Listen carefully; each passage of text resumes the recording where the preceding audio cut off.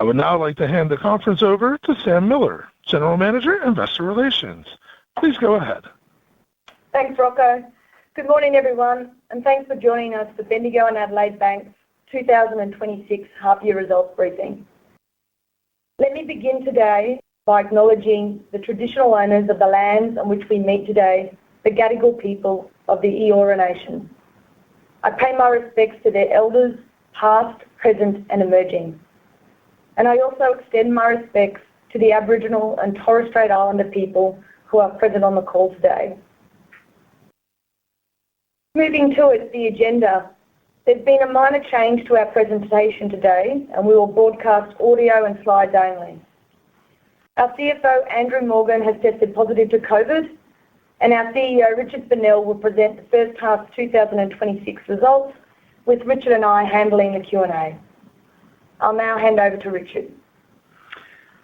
Thanks, Sam, and good morning, everyone, and appreciate you taking the time to join us today. Our half-year result reflects a period of intensive strategic execution, disciplined margin management, and a significant reduction in operating costs in the second quarter of the half. We've taken a patient approach to deliver against our strategic priorities, which are strengthening our business. These actions are delivering momentum that is building and is expected to deliver stronger balance sheet growth in the second half. Our customer numbers continue to grow strongly and are expected to reach 3 million in Q4. This growth is supported by our Bendigo Bank and Up net promoter scores that are respectively 25 and 42 points above the industry average. During the half, we saw the benefits of our deliberate strategy to focus on growing our share of lower cost deposits, which grew by 3.6% to now represent 53.8% of our total customer deposits. Our investment in digital capability is a key driver of this outcome, with digital deposit sales accounting for 41.4% of total deposit sales, an increase of 7.4% for the half. On the lending side, we are regaining momentum in residential mortgages, with strong application flow in December and positive growth for the month of January. The more balanced approach to residential loan growth follows the decision to exit our legacy mortgage partner business, allowing us to deploy our capital into higher returning channels. This decision has led to higher discharges in that channel, which has been offset by 6% growth in our digital channel. Meanwhile, application momentum in our higher returning channels is building, placing the bank in a stronger position over the long term. Our second quarter expenses were 6.4% lower than the first quarter, reflecting higher seasonal cost drivers in the first quarter, such as the annual salary adjustment process. A highlight for the half was our digital bank Up, achieving its first month of profitability in September, more than 6 months ahead of schedule. This is a significant milestone and tangible evidence that our investments in digital are creating value and continue to contribute positively to the group's competitive position. As we announced back in November, we are acquiring RACQ Bank's loan and deposit books. This is a valuable opportunity for us to grow our business in Queensland and welcome a new group of customers to the fold. Finally, towards the end of last year, we identified and self-reported the shortcomings in our management of AML/CTF risk. We continue to engage proactively with regulators and are developing a comprehensive action plan to address the issues identified. We are committed to strengthening our processes and meeting our regulatory obligations, and I'll have more to say on this matter later in the presentation. Returning to execution, the first half was a period of intense focus and significant process on the delivery of initiatives aligned with our strategic pillars and enablers, which we shared 6 months ago. Achievements at our investor update in December, so I'll only briefly recap them here. In just 3 months, our digital and technology engineering teams rebuilt and delivered our in-app digital onboarding capability, which is delivering significantly increased new customer flow through this channel.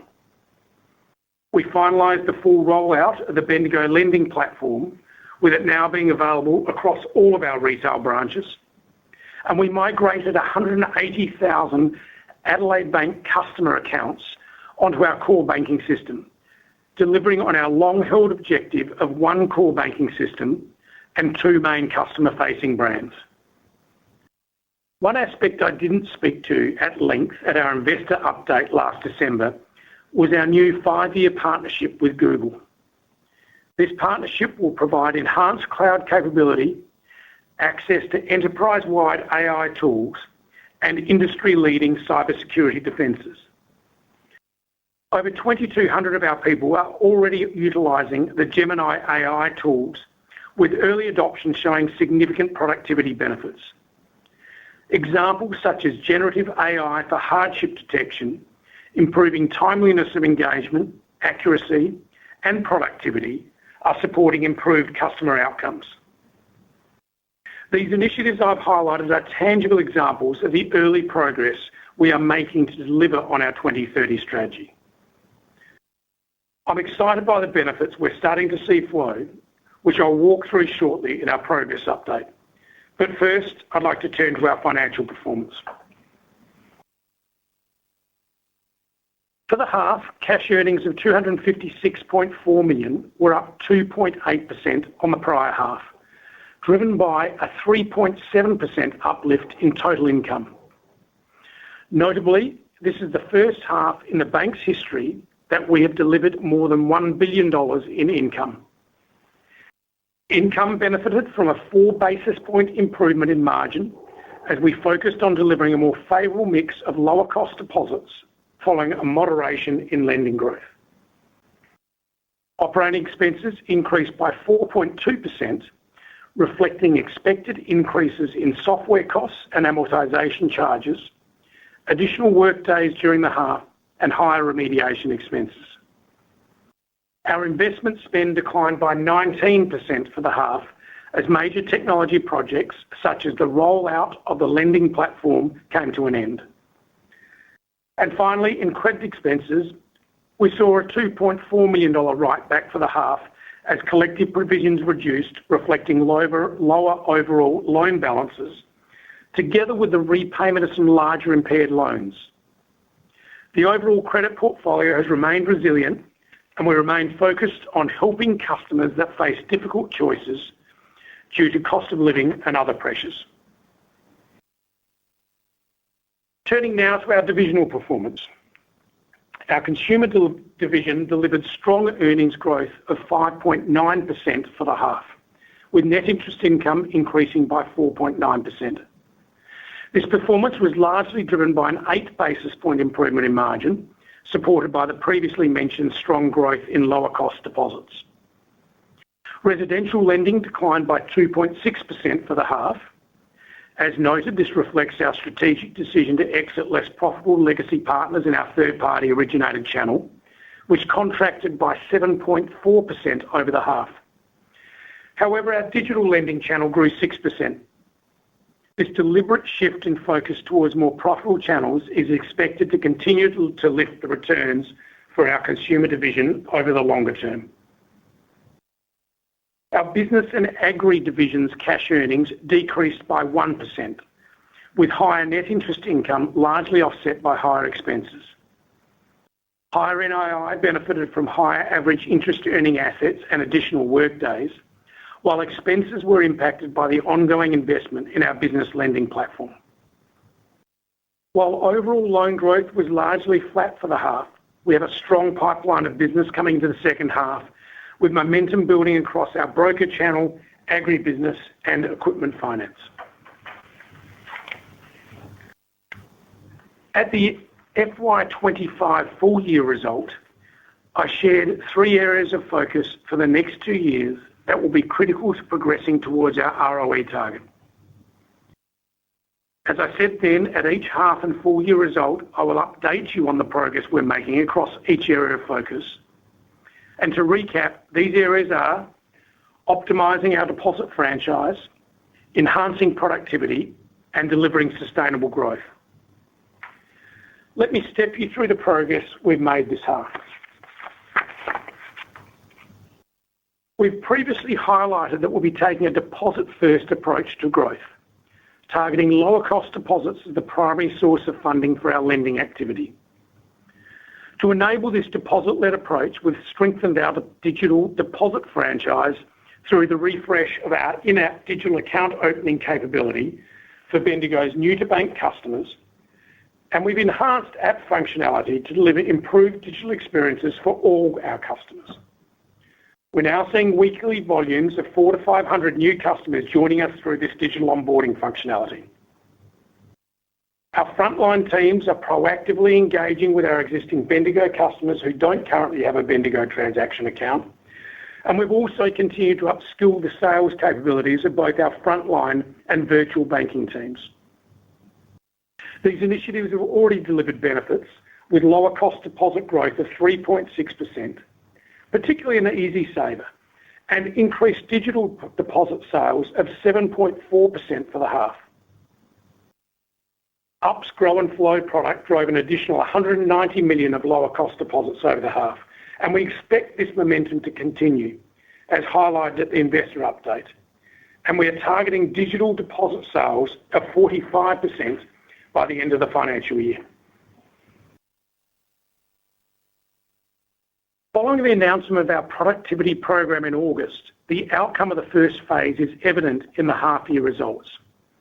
Investment spend has reduced, supported by a 48% reduction in contractor numbers over the half. Our full-time equivalent employee numbers have reduced by 5% on the prior corresponding period and 4% over the half. This is a result of several support function and technology division restructures. But let me highlight a couple of the outcomes this half. Through our focus on operational excellence within our operations teams, we've successfully realised a 9.6 million benefit this half. And we're elevating our AI and automation program in partnership with Google, which continues to empower our people to self-drive productivity and process improvements. Our entire workforce has access to the Google AI suite, and we're seeing organic, people-led innovation outcomes. Our productivity program has now entered its second phase, which comprises two key initiatives. The first initiative is a new information technology partnership for which we are now in advanced negotiations. And the second focuses on business processing, where planning activity continues. Together, these initiatives will enhance our technology and operational capabilities, drive innovation, and support our guidance of keeping business as usual costs no higher than inflation through the cycle. We'll provide further updates to the market through the course of this half year. Our third area of focus is maintaining a disciplined approach to capital allocation to drive long-term sustainable growth that exceeds our cost of capital. This discipline is reflected in our NIM to credit risk-weighted asset ratio, which, despite slightly moderating this half, remains well above the level of 2 years ago. Our recent decision to exit less profitable legacy mortgage partners is another example of this discipline in action. By prioritising growth in our higher returning channels, we're actively managing our portfolio to improve returns. We expect decisions like this will continue to support our NIM to credit risk-weighted asset metric over the longer term. In business and agri, we saw the usual agri seasonality with high loan repayments driven by strong yields for our grain growers, particularly in WA and New South Wales. This seasonality is expected to reverse as funding is redrawn down in the second half. In addition, growth in the business portfolio remains robust, particularly across portfolio funding and business lending, with a strong pipeline heading into the second half. Finally, I'd like to take a moment to provide an update on our approach to addressing the deficiencies in AML CTF risk management at the bank. We recently appointed a new, highly experienced Chief Compliance Officer and Head of Financial Crime Risk, Steve Blackburn, to lead our response. We've now received detailed recommendations, actions, and a roadmap from Deloitte, which we're using to guide our remediation and uplift program, with a focus on enhancing our enterprise-wide AML/CTF risk management, including transaction monitoring. Our current expectation of the total cost over a period of up to 3 years will be 70 to 90 million, of which we expect an initial cost of 15 million will be incurred in the second half of financial year 26. These expenses will be contained within our existing 2026 investment slate. In parallel, Deloitte are also completing an additional root cause analysis across our broader non-financial risk management. I'll now move to the financial results in more detail.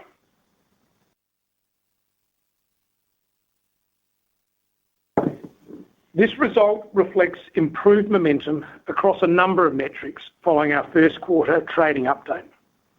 We've slowed the decline in residential lending and expect a return to growth into the second half. We've also seen an improved funding mix with stability in transaction accounts and continued strong growth in savings accounts. This has enabled us to deliver a lift in net interest margin in the second quarter, despite the lower cash rate. We've also carefully managed pricing decisions to stimulate growth in key target segments.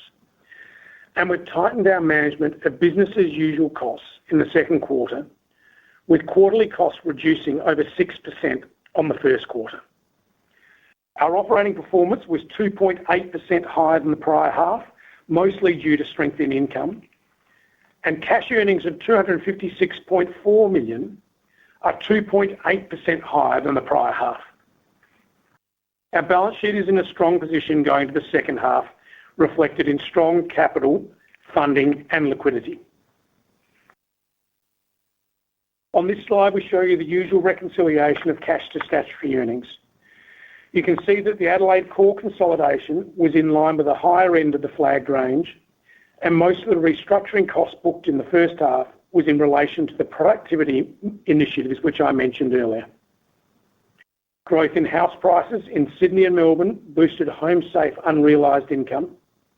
And going into the second half, we expect a very small amount of residual costs associated with the Adelaide Bank core consolidation. We also expect to incur further restructuring costs in relation to the next phase of our productivity program and also preparation work for the completion of the RACQ transaction. Turning now to total income for the half. Income of 1.01 billion was up 3.7% on the prior half.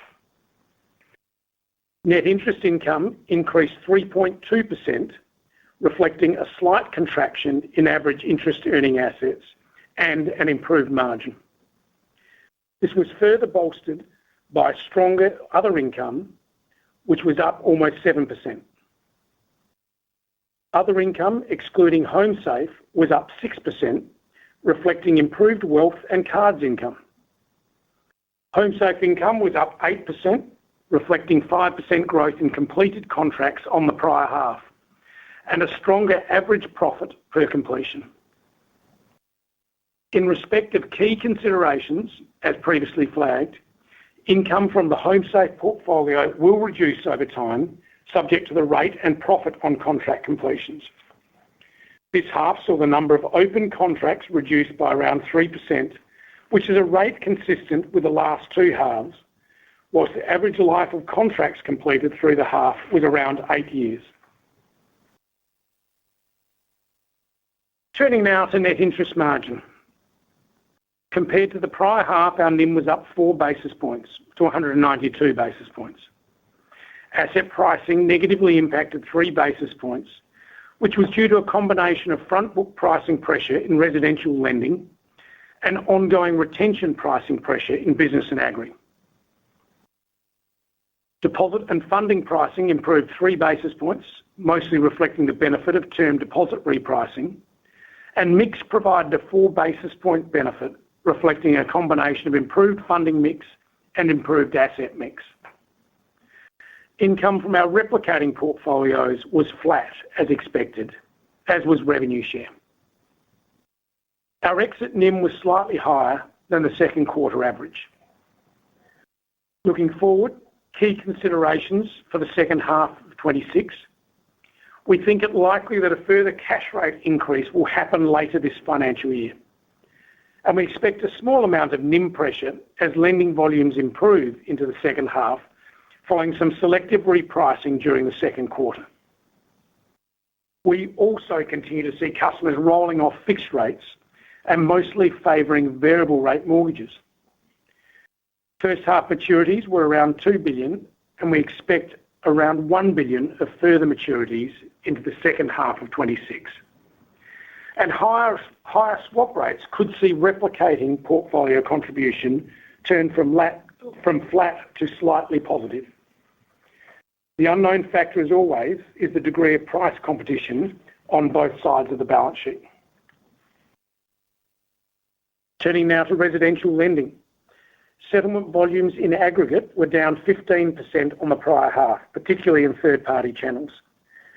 Discharges were also elevated, mostly due to the closing down of one of our partner channels. We continue to prioritise the deployment of capital into channels where both the economics are compelling and growth opportunities exist, being self-serve digital mortgages and broker intermediated mortgages through our new lending platform. This half, almost 50% of new settlements came through our physical network, a third through broker intermediated channels, and 17% through direct digital channels, including Up. We do see further growth opportunity in our physical network following the completion of the rollout of the new lending platform, which was completed in November 2025. The positive trends in our mortgage book continue. First, around 40% of new loans are below 60% LVR, and almost 90% of new loans are below 80% LVR. Second, the average credit risk weight on new mortgages has continued to improve. And third, critically, the ratio of NIM to credit risk-weighted assets on new business as a proxy for risk-adjusted returns is up strongly on 12 months ago. Momentum in the book is improving. Applications per day steadily improved over the second quarter, and we saw the strongest volume of applications per day in December and expect these loans to settle during the third quarter. Discharges have also slowed progressively over the second quarter. So with this momentum in mind, we are targeting growth around system towards the end of the second half of FY26. Our deposit gathering franchise remains an ongoing strength and is improving. Across both our proprietary network and community bank partners, we delivered growth of just under 2% on the prior half, and we continue to see good momentum in digital deposits. In our Up business, digital deposits increased 24% over the half, whilst Bendigo digital deposits grew 13% over the same period. Whilst deposit growth over the half looks modest at 1.1%, deposit mix has continued to improve. We continue to see strong growth in EasySaver accounts, which were up 7% on the prior half, and overall savings accounts up 5%. Following a dip in the first quarter, transaction account balances had a strong second quarter, finishing marginally higher than the prior half. And partly as a result of tax receipts, we saw offset accounts rise 5% over the half. Through careful management of our funding requirements, we also managed to reduce term deposit balances, which were down 4% on the prior half. The overall picture on deposits is that lower cost deposits increased to almost 54% of total deposits, up from 52.4% just 6 months ago. And critically, our household deposit to loan ratio remains strong at 77%, which is 9 percentage points higher than the industry average. Turning now to operating expenses. Total costs increased 4% for the half, as previously flagged. Second quarter costs came in 6% lower than the first quarter. Business as usual costs, excluding the increase in remediation costs, grew 5% over the half.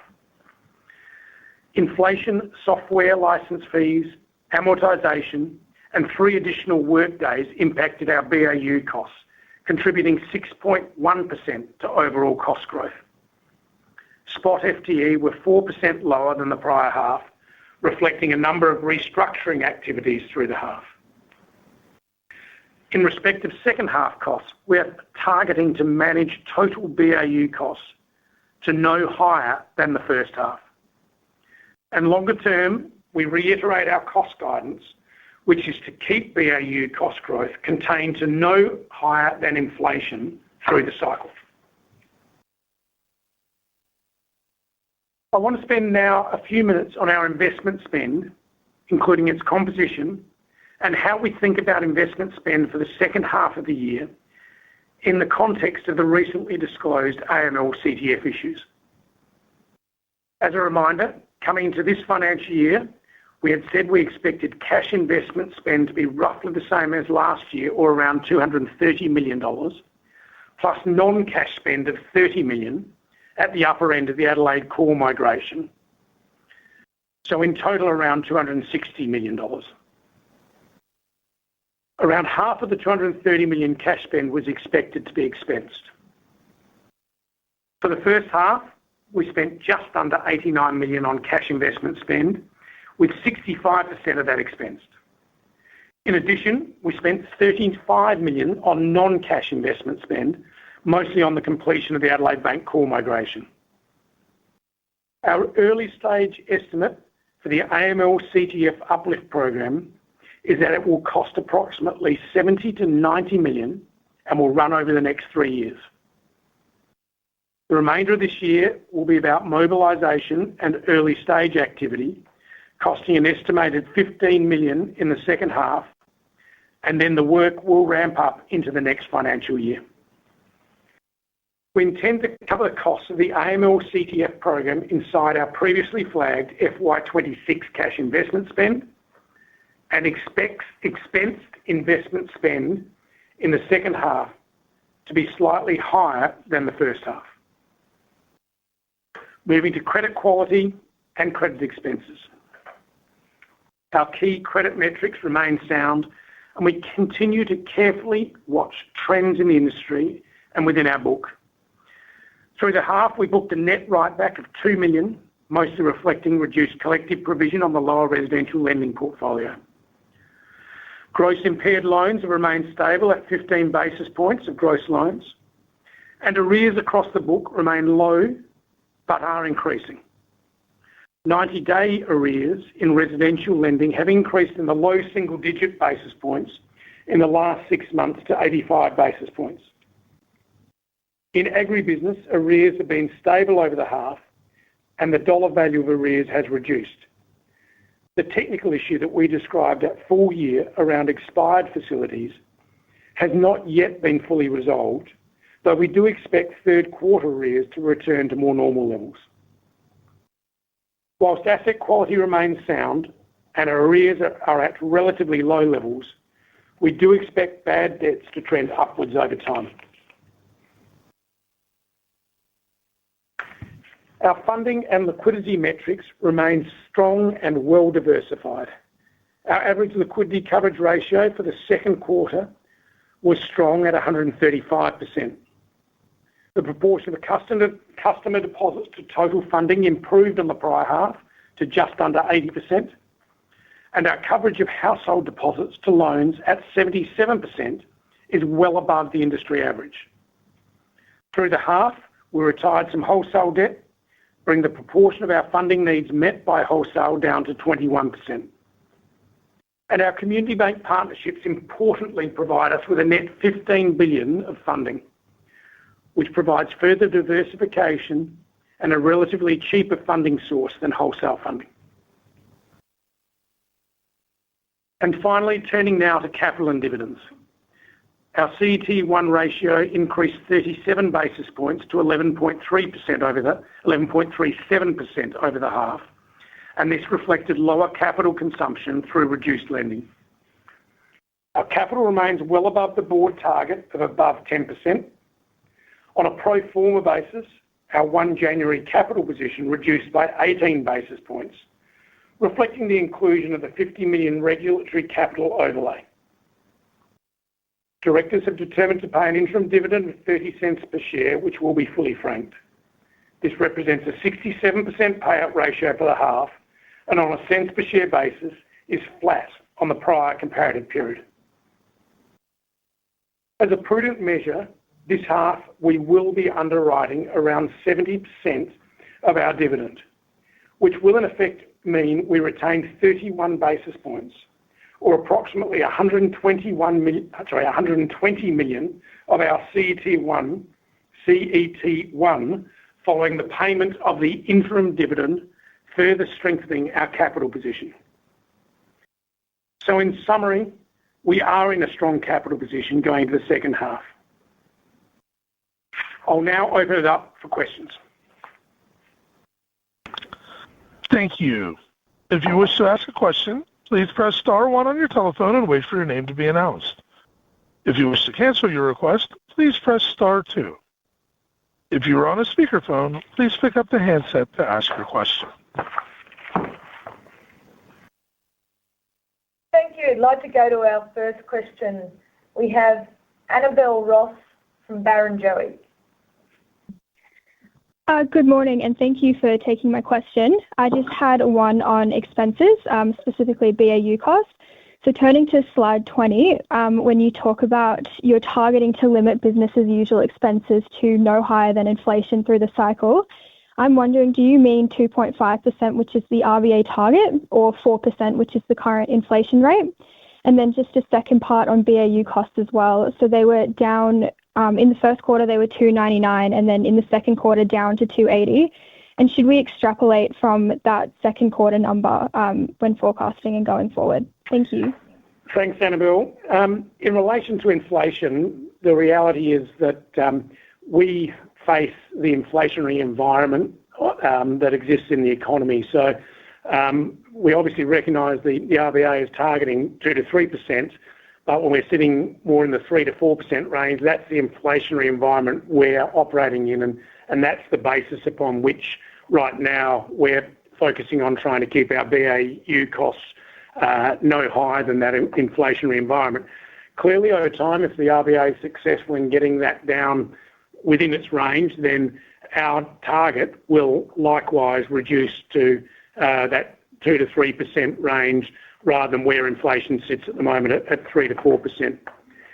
In relation to looking forward to the second half of 26, the guidance we are giving on costs is to keep our second half BAU costs no higher than the first half BAU costs.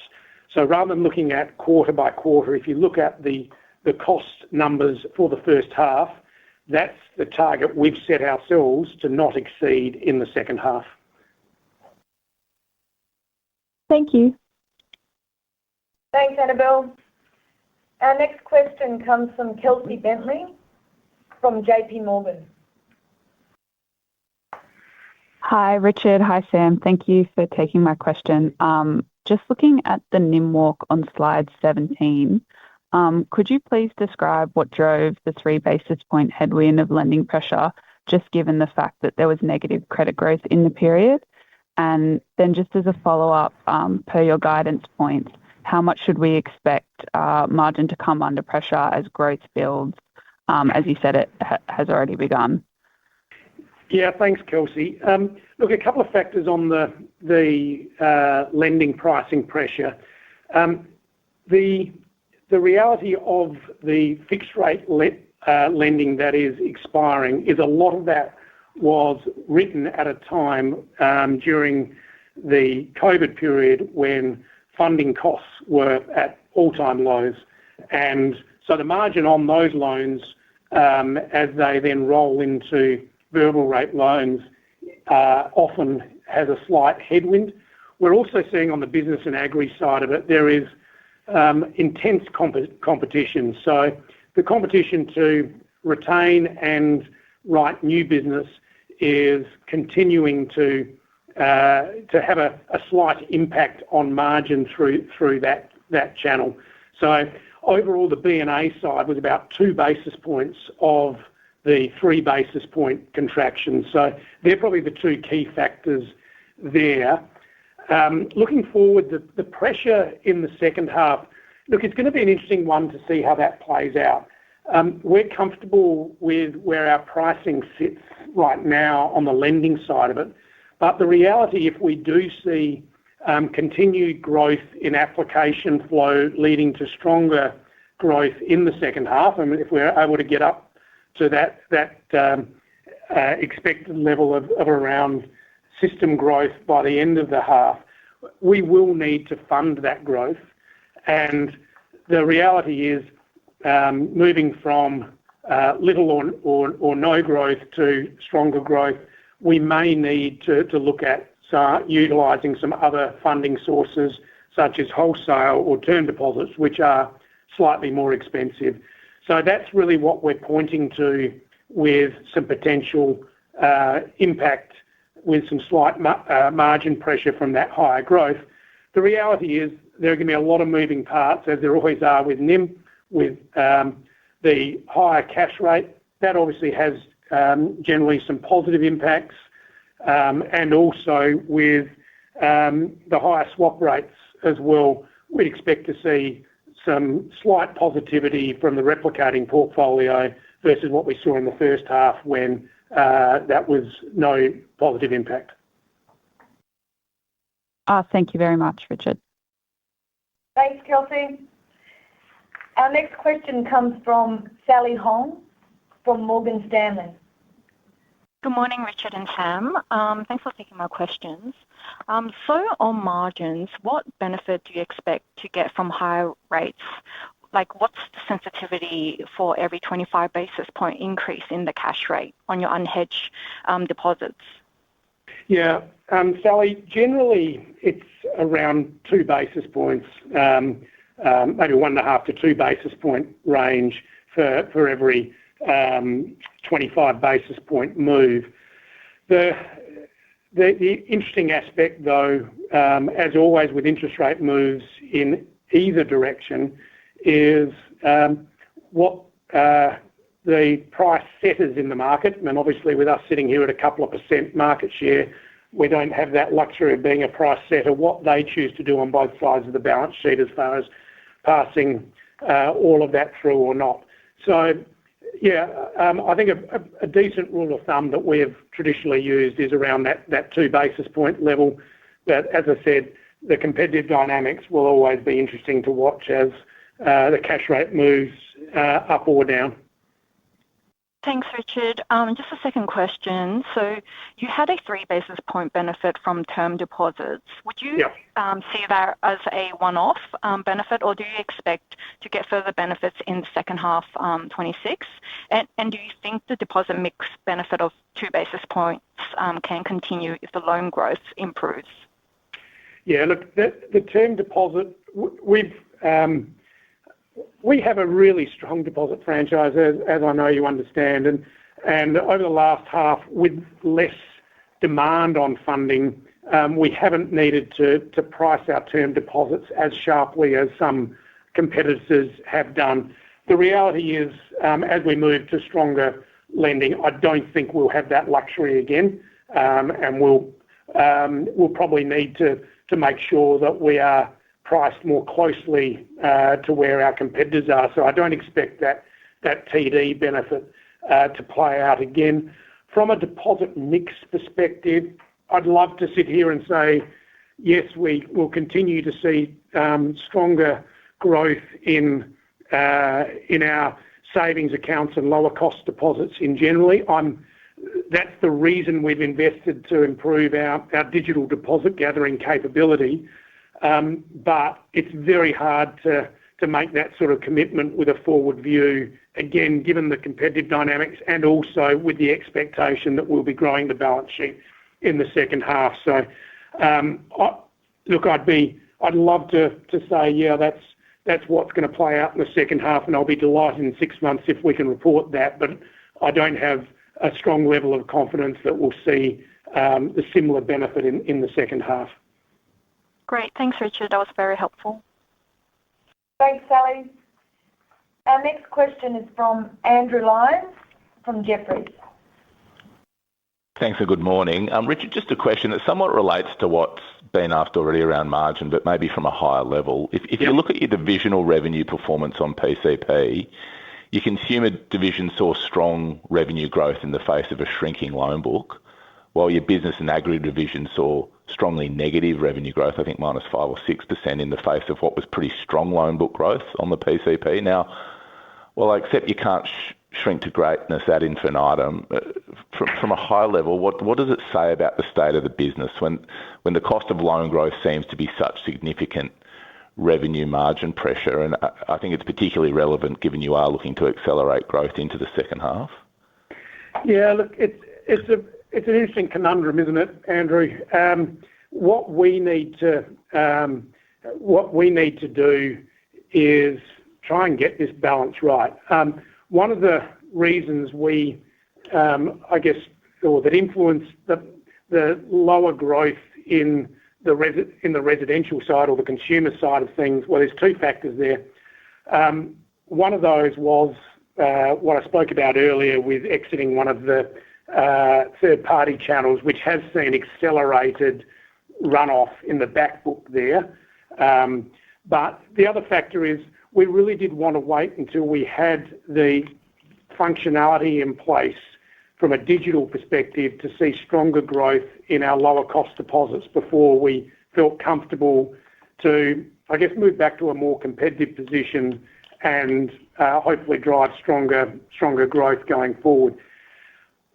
And the reason we did it that way is so we can hopefully keep that balance in check between, in the consumer business, the lending side and deposit growth, so that we don't face the margin crunch that we saw on the back of the finalisation of the government support on the back of COVID when margins got crunched pretty badly. On the B&A side of things, when rates fell, our low rate sensitive savings accounts really did took a hit in that space. B&A, the deposit business in B&A is heavily skewed towards those transaction accounts, those lower rate accounts, and so they are more sensitive to moves in interest rate. And look, I would be hopeful then we'll see some improvement from a margin perspective with higher interest rates, and not quite sure how high they will go. Also, I'm not sure. I'm trying to think back. I've been in this business nearly 20 years now with this bank. I'm not sure I've seen such competitive pressure in the business and agri space during that time. And the reality is that's a challenge. We want to retain our book. We'd like to grow our book. We've got a good offering, but the reality is we've got to price competitively in that space. We'll be doing our best to maintain a solid NIM in that book going forward. It is a NIM that has a reasonable premium over the consumer business. We don't want to give it all away, but it's the ongoing challenge we face, and it's a challenge for the industry as a whole. Yeah, agreed. And Rich, just that comment on business and agri being as competitive as ever, is that a comment on both sides of the balance sheet, or is it particularly in that space biased to one element? Look, they tend to be related, because if you do a good job of bringing a B&A customer onto the books, hopefully you get both sides of their balance sheet. But the reality is the competition actually is manifesting it as much as anything in the competition for business and agri lenders and business and agri business managers. And so, look, we've seen these things happen from time to time. Again, I do suspect that will ease at some point, but right now it seems to be flavour of the month. One of the other aspects that I think will help us, although it's still probably a little way away, once we finish the build out of our consumer digital onboarding capability, we've swung that team now across to start looking at building digital onboarding capability for our business and agri customers. That's a more complex build because, as you can imagine, onboarding the complexity of a business customer versus an individual, it is by its nature more challenging to do that in a digital environment. But that's some work we've kicked off, and we think that will help us continue to grow the deposit side of that business once we've got that in place. I'm not going to be able to give you an exact date. It won't be this half, but I would hope that to be up and running during FY27. Thanks. And then just a second question just on expenses. Yep. Your overall investment spend guidance is broadly unchanged from what you said in August. But since then, you've had two additional things that you've got to effectively include within that envelope, being the AML and then the RACQ acquisition, which does somewhat imply that you are sacrificing, investment spend to grow the business in inverted commas. So, are you really in a position to allow this to happen in an environment where your major bank peers are ticking up investment spend and reshaping it more towards growth? And you've obviously got what's going on just in the broader revolution in relation to AI. Just keen to sort of understand the decision to hold investment spend in the face of additional costs. Look, it's one of the real positives that we've been able to deliver over the last 6 months is actually a significant increase in productivity in the technology development space. And a really great example of that is one we've probably banged on about a bit, which is the build of the consumer digital onboarding capability in just 3 months for about $500,000. We expected that to take a lot longer and cost a lot more. We are in the process of materially changing our technology development operating model. That was one of the first areas operating under a new operating model.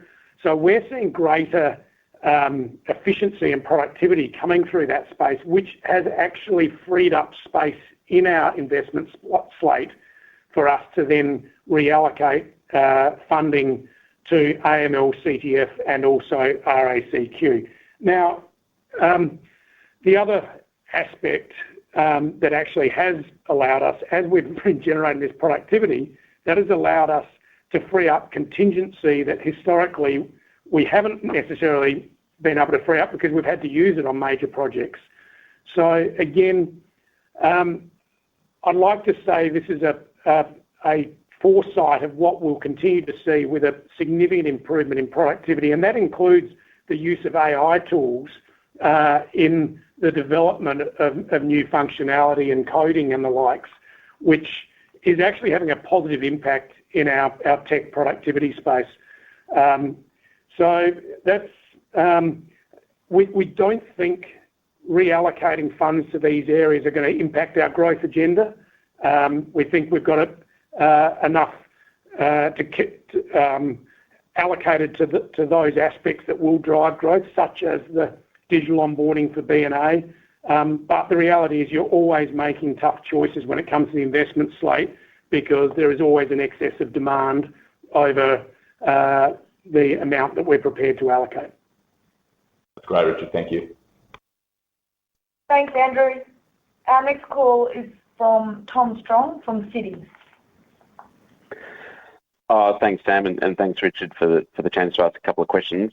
Just going back to the TD pricing. I mean, you have lagged your peers considerably over the last few months and sit below them. I mean, is there a point of catch-up regardless in terms of getting back into flow, or is it more just contingent on the sort of growth dynamics between your digital deposit and low-cost deposits versus, getting back to system?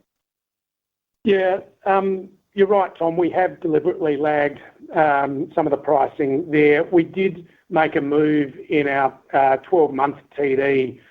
I'm trying to think whether it was late December or January. I'm trying to remember exactly when we did make a change, but that has put us. We found with that 12-month one, which has become positive again as the curve has moved higher. We had to move back to a more competitive position there. And look, we will continue to monitor the different terms across the TD profile to make sure that we've got certainly one or two competitive rates out there, generally one in the shorter terms sort of sub 6 months, and generally one more around that longer term of around a year. And I think from memory, we did make some other tweaks just going back in the last week or so as well, just to make sure we've got competitive positioning there. Obviously, that also reflects the cash rate change that happened a week or so ago, and locking in a higher curve where everyone's adjusting their TD rates to reflect that. Great, thanks for that. And just a second question on capital. You mentioned the strength of capital, which is popping up further. You did get a considerable benefit in this quarter from the cash flow hedge and some of the reserve movements. Can you just touch on the sustainability and what's driving that? Yeah, look, this is one that I probably normally throw to Andrew to give me all of the detail on this. But the cash flow hedge reserves, I mean, they are the movements there do depend on when those hedges have been set, and obviously movements in rates. I don't expect you're going to see an additional tailwind in the second half. But look, maybe to give you a fulsome answer on that, we might pick that up in our one-on-one discussion later today, because if you'd asked me 6 or 7 years ago when I was sitting in Andrew's seat, I would have been all over it, but I must admit it's not one that I've necessarily focused a lot of attention on that specific point. Yeah, no problem. Thanks. Thanks, Tom. Our next question is from John Storey from UBS. Hey, thanks so much, Sam. Hi, Richard. Hi, John. I just want to go back to your deposit franchise, right? Yeah. And one of the things that definitely sticks out to me, obviously, you've got a fantastic offering there, and obviously, you've got a great client value proposition as reflected by a very high NPS score. 27% of the deposit base, though, if you're going to have a look at it, is effectively at a cost of 0 to 1%. I'm just thinking kind of more structurally, as your client base becomes more digital, how price sensitive would this client base be, and how sticky are those deposits within that context? Sorry, you just got a little bit muffled there. Was that in relation to the Bendigo business or the Up business, or both you were talking about? No, that's in relation to both, Richard. Yeah. Okay. Yeah. Look, on the Bendigo side of things, it is interesting. Most of our customers who do most of their banking with us will have a transaction account and a savings account, and they will actively move funds between the two. As I mentioned earlier on the call, one of the important elements of our business banking franchise is actually a pretty significant transaction account balance, where you generally see a higher float being held in the transaction accounts.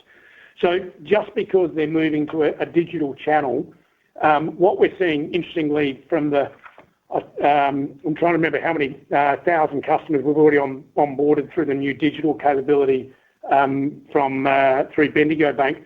We're seeing them then open a transaction account as their first account, and then open additional accounts, often a savings account. And so there is a mix then of funds sitting in those 0 or very low interest rate accounts, and then also putting money into savings accounts, and in some cases, in fact, actually then going on and taking out lending with us. On the upside, the move to the new Grow Flow product has actually been really positively received by their customer base, with significant increase in funds going there. Now, from memory, the flow rate is around 1.5% or thereabouts, and the grow rate is above 4%. So again, it's a reasonable mix. There are some specific requirements, such as no withdrawals from your Grow account to get that higher interest rate. But again, what we're finding the customers, and I was talking to my son about this over the weekend, about how to manage cash flow so he can maximise the amount in his grow account versus his flow account, which pays 1.5%, they end up having funds in both. So I'm not sitting here overly worried that we're going to see a significant reduction in those lower cost deposits on the back of the digital channels. And I think, Richard, the aspects you talked about at Investor Day with the emotional drivers and the strong NPS, this seems to be coming to fruition. Absolutely. No, and we've been really encouraged by the early customer flow we're seeing through that new digital channel. I mentioned 400 to 500 a week. We're hopeful that we can get that up above 100 a day in the near future with some targeted promotion and marketing. It's been really pleasing to see the customers voting, I was going to say with their feet, but it's really with their fingers in taking up those digital accounts. Great. Maybe just quickly on my second question, just around lending growth and obviously your ambitions to try and accelerate that in the second half of the financial year. Maybe you could just comment around the ability of Bendigo to lean on some of its proprietary channels to try and drive growth. And it looks like as you've kind of as the mix has changed more towards proprietary, obviously your new business volumes have come off pretty substantially. And just thinking about it from a volume margin trade-off, if you can drive lending growth through proprietary, obviously you'd be able to hold margin a little bit better. Yeah. But if you're reliant more on third-party channels to try and accelerate growth, particularly in the second half of the year, arguably there would be more of a margin impact. Just how do you think about those dynamics there? Yeah. Thanks, John. But I'm really quite positive about what we can do in our proprietary channels this half. We didn't actually move our largest geography by customer, Victoria, onto the new platform until I think it was either late November or even early December last year. Now, getting onto that new platform drastically reduces the amount of time a lender needs to work on actually delivering a home loan and processing for a customer that home loan. It literally takes it from many hours down to minutes. And on the back of that, we're looking for an increased flow through our lenders out in the retail network. The other element, historically, we've seen a disappointing percentage of applications to settlement. And roughly through our retail channel, we were seeing only about 60% of applications settling. And a large reason for that was the amount of time it was taking us to get to unconditional approval, in many cases, many weeks. Now, unconditional approval or conditional approval is within minutes. Unconditional approval tends to be dependent on the customer getting any additional information back to us. But at the moment, through the retail channel, that's down to about 7 days on average from, as I said, weeks. And on the back of that, we're at the early signs of the loans going through the lending platform through retail are seeing a higher proportion of applications settling. And so that's a significant productivity and also growth improvement opportunity for us. Excellent. Thanks so much, Richard. Thanks, John. Our next question is from Matt Dunger from Bank of America. Yeah, thank you very much, Richard and Sam. Richard, if I could ask you around the residential lending flows on slide 36. I understand that the value of third-party flows is more than halved versus the first half of 25, and you've talked to the net interest income to credit risk-weighted asset improvement. Just wondering how you can maintain this.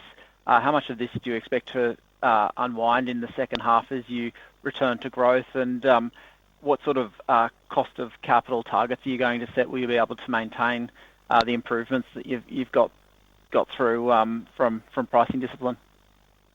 Yeah, we are certainly hoping that we can hold out our margin and therefore the returns we're generating through our residential lending book in the second half. The the reality of that drop-off in third party, I expect that on a percentage basis, it not to rebound all the way, because I do expect we'll probably continue to see some elevated runoff in some of those third-party channels that we've closed.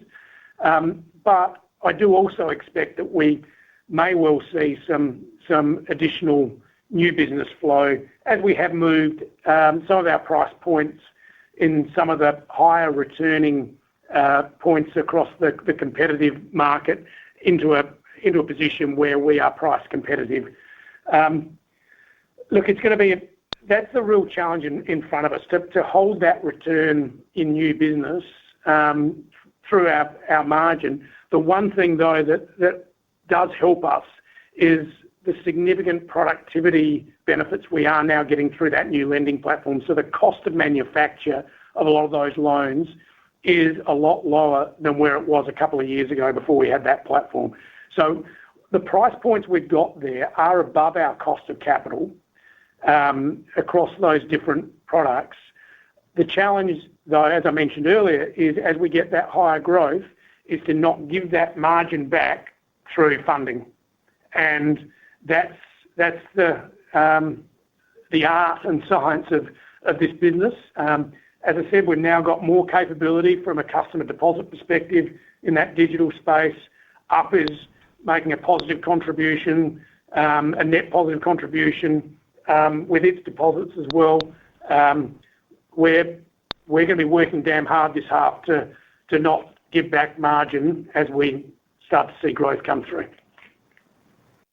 That's very helpful. Thank you. And if I could just follow up on the cost side, and thank you for quantifying the $70 to $90 million of AML and CTF costs. Just wondering if you could talk to the scope and composition of this spend. Why is this the right number? And does this Deloitte program have scoped out the work? Does that draw a line in the sand? Look, the way we've come up with that number is through working with Deloitte, who have the experience of working with a number of other banks who've gone through similar processes. And one of the few positives out of this experience is that we're not the first bank to experience this, and so we can leverage the experience of others. They have identified from the review they undertook, which we obviously identified to the market late last calendar year. They have then done work to map out the actions they believe we need to take over the next few years. And they've also given an estimate of the cost to do that.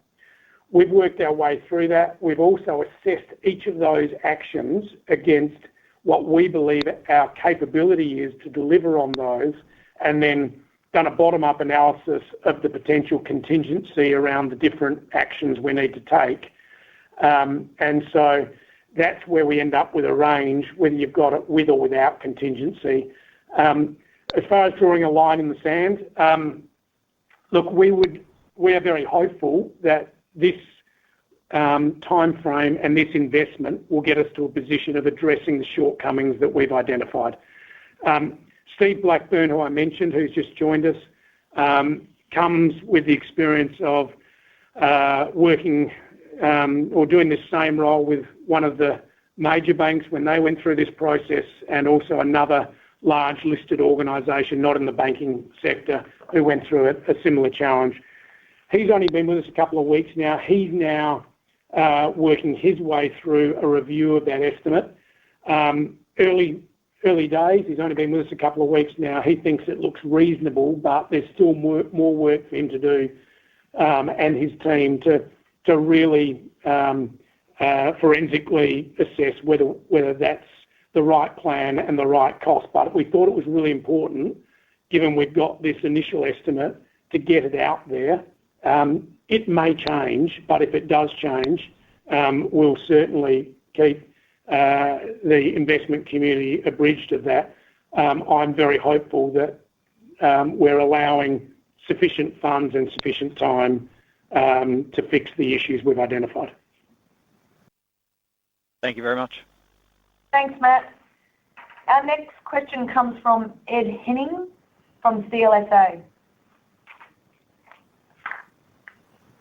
Thanks for taking my questions. Just following on from the question from Nat there, on the 70 to 90, does that include, there's still analysis going underway of the root cause? Is there potentially any add-on from that and change of scope? Yeah, this is specific to the AML CTF, Ed. Yes, as we've identified, we're doing an additional piece of work to see if there's any read-through from the shortcomings we've identified on AML CTF to our broader non-financial risk management within the organisation. That will report back to us late this half, and we will see what comes of that. If that requires further activity to be undertaken to improve our non-financial risk management, then we'll address that. We've already been doing work for some time to uplift our capabilities in that space. So if anything, that would probably see a continuation of that work, which is already work that is included within our existing slate.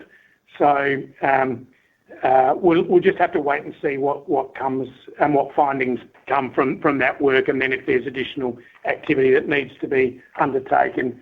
I would hope that would, again, be something that we could manage through a mixture of BAU costs and existing slate. Okay, thanks for that clarity. And just further, just to confirm, I think you said during the presentation that you'll expense 65% again in the second half of your investment spend. Was that right? I'm just trying to get exactly the words so I can. We were certainly guiding to above 50%. Greater than? Yeah, above more than half. For the first half, 65% was expensed. In the second half, we're expecting the expense ratio to be more than half. I wish we could forecast with exactly that level of precision, but so we're being a little bit more general in saying we expect more than half to be expensed, but we'll have to wait for a few things to play out. But it was 65% in the first half. Okay, no, that's fine. And then, as you know now, with the AIM program, and you're talking about investment spend of around 230 mil for this year, or broadly a bit under that. Is that what you expect going forward, including the AML spend as well? I'd love to sit here and be able to confidently say we'll be reducing that into FY27. That's something we'll know further, have a better feel for later this half. We highlighted that we're in advanced negotiations in relation to a new partnership in the technology space. That's going to be an important factor in our ability to continue to drive efficiency in our ongoing development. So I'm hopeful, but I'm not going to be able to sit here today and give you guidance on that one. No worries. And just one final one, just another clarification. You've talked today about, getting back to system on the mortgage side. You got a benefit during the half on the asset mix side. Do you think that reverses, or it just becomes more of a neutral going forward? How should we think about the margin on the asset mix side, please? Yeah, I think asset mix will probably be more neutral in the second half. I'd expect the benefit. There was some benefit from the runoff in the lending book versus growth in average interest earning assets on the business and agri side of things. If those two are running more in line, then the mix shouldn't see a significant movement one way or the other. Clearly, there are some tailwinds though from a margin perspective coming to the second half. As I mentioned, the replicating portfolio should have a slightly positive impact, and the rate leverage with higher rates. Not that I want to make a big deal of it, but our exit NIM at the end of the year was slightly higher than the average. So again, it gives us some some positivity around margin in the second half as we move into what we expect to be a slightly higher growth. Well, certainly a higher growth on the resi lending side of things. Nice. Thank you very much. Thanks, Ed. Our next question is from Carlos Cacho from Macquarie. Thanks, Sam. I was just curious on the capital side and your decision to do the effectively small 120 mil raising. When you announced the RACQ acquisition, it was fully funded by cash reserves. Yep. With a 31 basis point raising, it's now largely funded by new capital. I guess I'm curious that can talk us through what changed since December. I mean, obviously the APRA overlay is added, but the potential for that was probably known at the time. Is there something else that you're concerned about? What's shifted there? Yeah, look, thanks, Carlos. When we announced the AML CTF issue in concert with the RACQ piece, we weren't aware of the 50 mil overlay from the regulator. Now, in hindsight, should we have expected that? I don't know, but we weren't aware of it. So that is one element that has changed. I think also, as we are looking forward with some growth levers available to us, I think the board has decided, let's make sure we're in a strong capital position, knowing that we've got that RACQ drag of pretty much the same amount that we're underwriting here, so that we know that we have plenty of capital available for whatever comes up in future periods. So it really is making sure that we maintain our very strong capital position, both pre and post the RACQ acquisition completing. Great, thank you. And then just on the deposit side of things, you have spoken to the strong growth you've seen in lower cost deposits, but we've seen incredibly strong system growth over the last 3 to 6 months, and so your growth, if we compare it to that, is probably been a bit on the softer side. I understand you're shrinking in TDs, but still, it's probably been half system overall in the housing book. How much capacity do you think you have to get back towards system growth and deposits? Because it would seem that without that, the risk is the mortgage book growth you're hoping to achieve potentially becomes a negative for returns and margins.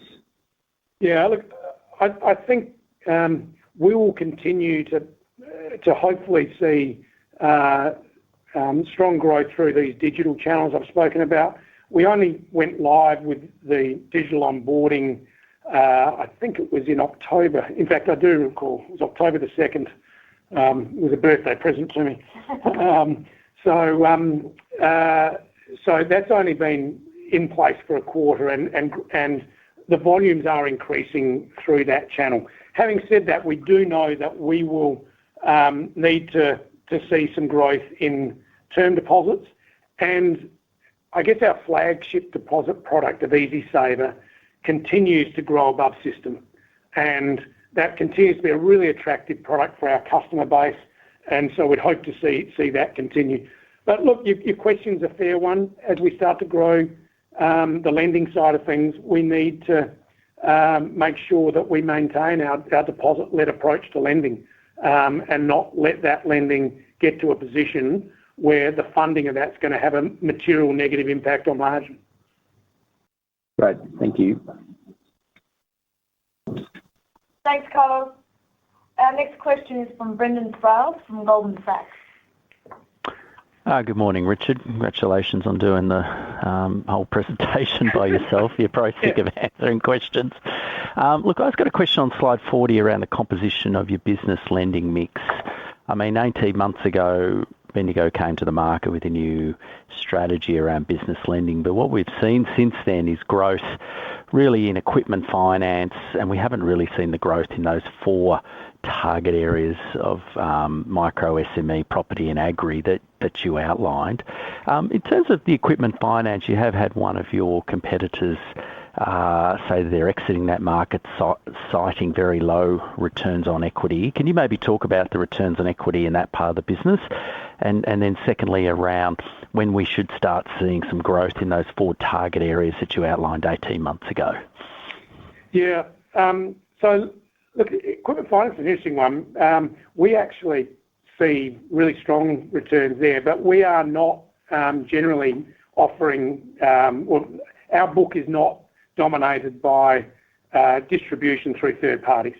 And so we often see it as actually a great first product for a relationship with a business customer that allows us to then build out from there. So it's a really important part of our offering, and certainly the direct returns for equipment finance have been strong. And that actually goes not just for business but agri as well. On the agri side, we've actually seen growth customer numbers through the agri business, and prior to the seasonal runoff that we saw with the paybacks in November, December, the book was actually in a really strong position. And if you look where it is versus a year ago, it's slightly higher than where it was at December 24. I would be really hopeful that we'll continue to see good growth there as we continue to build out the mix of in agri sub-industries that we're seeing growth come from, and being a little bit less reliant on the cropping and livestock side of things. So I'm really positive on the agri business. As I said earlier, it is damn competitive though, but one thing I do know about agri is it is a really important relationship business. People remember you if you stick by your customers through the good times and bad, and unfortunately there have been some challenging times in South Australia and Western Victoria, and then throw on some floods in Queensland. We have got a good reputation amongst that customer base, so hopefully we can continue to grow that. SME is one that is, this is one where I think it's going to be really important for us to build that digital deposit capability. A lot of SMEs we're seeing now in the market are looking to use digital channels in how they look to interact with their bank. Less and less of them are cash reliant, and so that's where we see a real importance to build that digital capability to allow us to grow, again, what is often the first product for an SME customer being a deposit product, and then potentially moving into the lending side of it. So look, there's a number of factors there. We are seeing some growth on the business lending side. As I said, I'm pretty comfortable that the agri side is in a good place. We need to enhance our digital offering. We did consumer first, now focused on business and agri, and I think that will hopefully then, in the next 12 months, we'll see continued growth in business and agri. And certainly the team have, I caught up with them not just a few weeks ago. They're pretty excited about the half year ahead. Thank you. Thanks, Brendan. Our next question comes from Brian Johnson from MST. Thank you. Thanks, Richard, and well done on a great result. Richard, a few questions. The first one is, if we have a look at the slide on the AML program, I think I asked this question last time, but I'm just wondering, can you explain to us exactly what happened in very simple language? And the other one is, could you talk to us about the prospect of a fine? And then I have a few other questions. Okay. In very simple terms, Brian, we identified some suspected money laundering occurring through one of our branches. When we identified that early last calendar year, we reported that to the appropriate authorities, both the regulatory authorities and law enforcement. We worked with those authorities over a period of time until action was taken. I've got to be careful how much I speak to here, because these legal matters are not an area of great expertise for me, but once that action had been taken, we then pretty much immediately assigned a third party, Deloitte, to come in and review the root cause of the issue that we had identified. They undertook a review of several months to look at the underlying or the issues that we'd identified and the underlying root cause. They identified deficiencies in our AML CTF risk management, the way we were doing that had allowed this to occur. And that's as soon as we got that report and the report was finalised, we self-identified that and self-reported that to the market. On the back of that, and as you can imagine, through that whole process, we were in regular contact with the regulators to keep them informed of the process we were undertaking to make sure that was an appropriate process.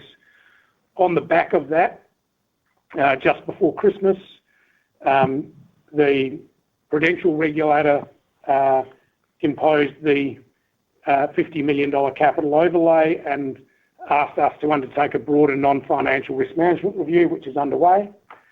And AUSTRAC initiated an enforcement investigation. So if you like, there are three streams of work going on at the moment. The AML remediation, the 70 to 90 million that we've kicked off.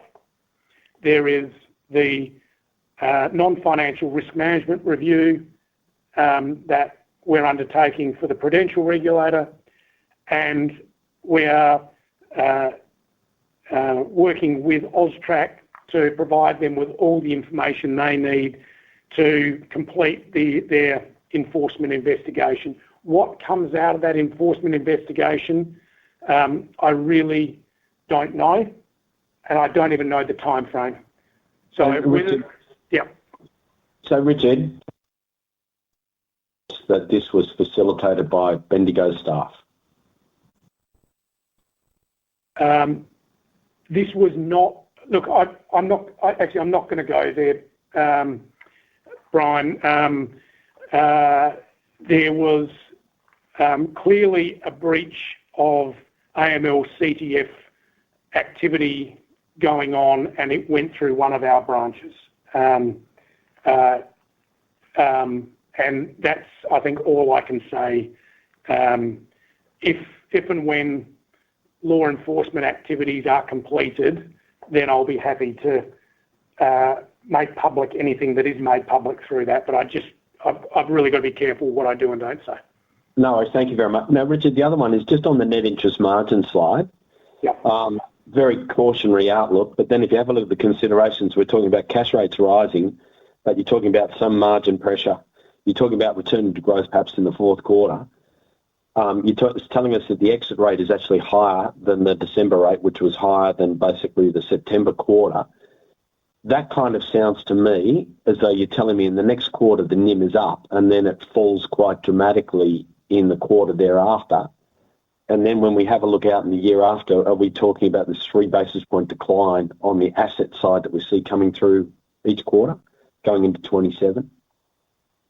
Yeah, look, you're right, there are some tailwinds, but it is really hard to be that precise to, if I could precisely forecast our NIM in the fourth quarter to the basis point, I'd probably be in a different job or retired. Look, yes, there are some tailwinds for this quarter, absolutely. The challenge we're leaning into is to not see significant margin degradation as we return to growth. Now, you can all form your own judgments as to our ability to deliver on that. I hope in 6 months I'll be sitting here, hopefully alongside Andrew, so I only have to do half the presentation, and talking about maintaining our NIM in parallel as seeing some stronger growth come through. Richard, the final one from me, just the slide on capital and dividends. Yep. If we have a look at the pro forma capital ratio, 11.19, but then we've got to take out RACQ out of that. And so we've got the operational risk overlay, we've got the dividend comes out, and then we've also got basically RACQ comes in. What is interesting is that you guys keep on talking to a greater than 10% core equity tier 1, whereas your direct peer, Bank of Queensland, actually talks to greater than 10.25%. I see where that figures in the ROE. Can we just get a feeling on a little bit more precision on that greater than 10? Does it actually mean greater than 10.25% like your peer?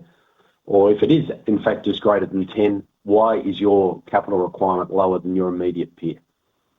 That last question is one I can't answer, but our board limit is 10%, and our board requires us to keep our common equity tier 1 ratio above 10%. Now, clearly, anytime you pay a dividend, then that has a negative impact, so we need to run a significant buffer above that 10% running into dividend period.